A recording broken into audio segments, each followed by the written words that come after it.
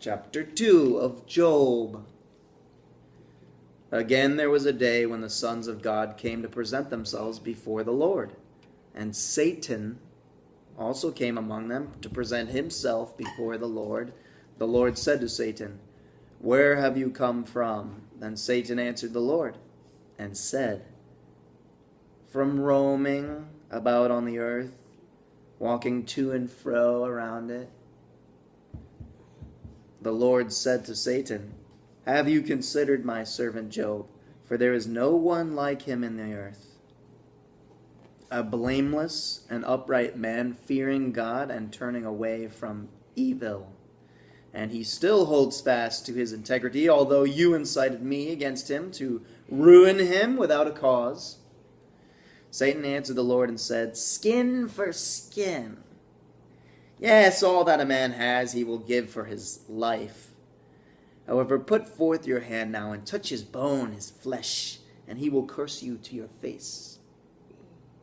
So the Lord said to Satan, "Behold, he is in your power, only spare his life." Then Satan went out from the presence of the Lord and smote Job with sores and boils, from the sole of his foot to the crown of his head. And he took a potsherd to scrape himself while he was sitting among the ashes. That's a piece of broken pottery with a sharp edge. Scrape at his sores. Then his wife said to him, "Do you still hold fast to your integrity? Curse God and die." Perhaps she thought superstitiously that he would die if he merely cursed God, or the people might stone him, or some such murder. But he said to her, "You speak as one of the foolish women." Or rather, you speak as one of the foolish women speaks. "Shall we indeed accept good from God and not accept adversity?" And all this Job did not sin with his lips. Now when Job's 3 friends heard of his adversity that had come upon him, they each one of them came from his own place.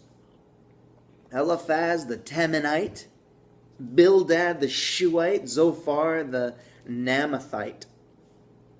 And they made an appointment together to come to sympathize with Job and to comfort him.